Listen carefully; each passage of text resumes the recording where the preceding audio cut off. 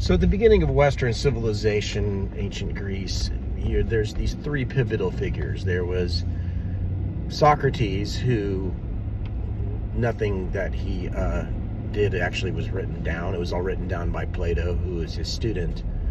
And then there was Aristotle, who was a student of Plato. And those three people, were sort of pivotal figures in the birth of Western civilization. But out of the three of them, in my opinion, it's Aristotle who is really the greatest figure. He's the one who started sort of like the precursor to a university, and he was sort of like the original Renaissance man before the Renaissance. He studied ethics, he studied logic, he studied biology, he studied poetry, he studied philosophy, obviously. And he taught those to his students at sort of a university-like structure back in ancient Athens.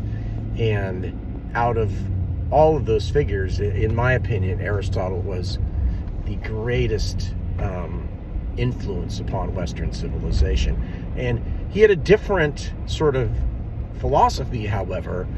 For him, it was about flourishing. It was about, the purpose of humankind was to create greater things and greater works, and to be able to live a full and interesting life full of treasure, which is a very different philosophy than, the much later Marcus Aurelius, who was a Stoic. And of course, being a Roman emperor was probably something that really affected him.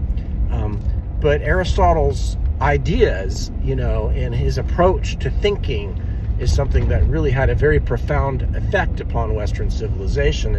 And many of the institutions that we are surrounded by today are the result of this ancient Greek philosopher, Aristotle.